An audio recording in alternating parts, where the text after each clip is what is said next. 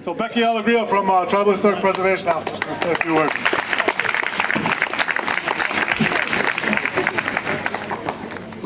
Guy and Postal Meat, Menominee Nation,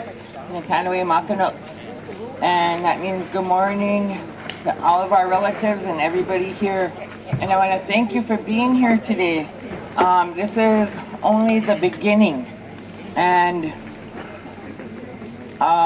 you know, it's prophesied from our elders and elders, Native people across the whole United States, that we are in the 7th generation and that we are going to have a big responsibility in keeping our land, our water, our air, everything we believe in, and protect clean and as pure as we can.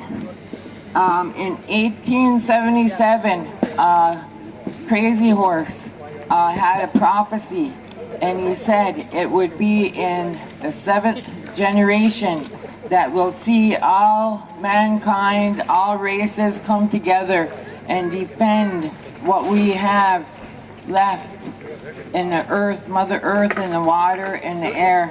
And that is, we are the 7th generation. We are right now the 7th generation.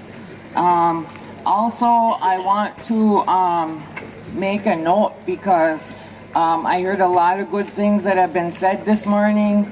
I want to thank our elders for speaking. You know, they're our mentors, and we're still learning from them. And that's a good way to be, and that's how we're going to carry on, is by listening to our elders and what they have to say. And the other part of that is by teaching our young ones, our youth. And we must teach them how important it is to follow our traditions and culture. The other thing is that the Menominee River Valley, the mouth of the Menominee River, is the largest port of copper in the world. And our ancestors knew that. And as David Greeno had said, Nakwa, when we repatriate our elders, and we're repatriating them soon from Ann Arbor, Michigan, they ended up in a university. And they have a large amount of copper with them. And when I asked him through an email, is like, well, how old are these elders that we are going to be repatriating? Because they're right from this area. And he said 5,000 BC. That's how old our ancestors are. And they could be the ancestors of ancestors, you know. They could be some of the main 5 clans. And they could be related to all of us. And they don't deserve to be stuffed in a museum or in a basement of a university or picked at by students. They belong home. And, you know, if it was the other way around, surely if we went and found cemeteries or burial grounds or even national cemeteries that are on a register, we would be in trouble. We would go to jail.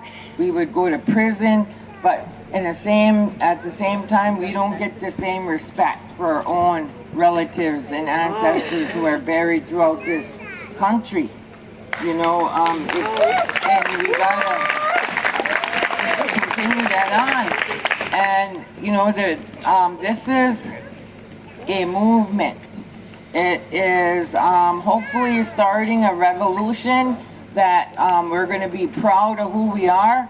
We're going to unite. We're going to be proud of our ancestors and what they did in the past.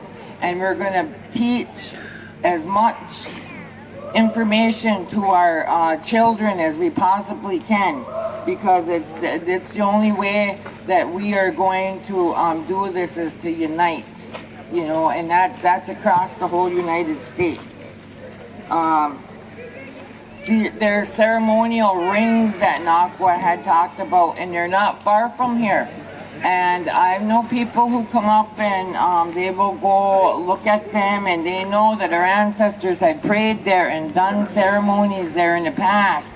But in the last few times that somebody has visited these sacred sites, there were tobacco ties. There were tobacco ties there. There's been offerings made there.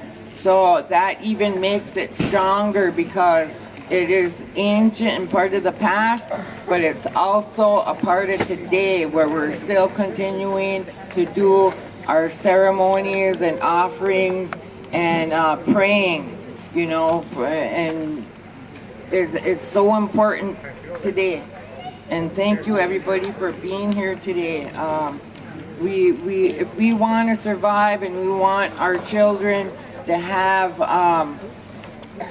their roots, if we want our children to be dedicated to protecting the earth and the water, then it's up to us to help teach them and pass that on.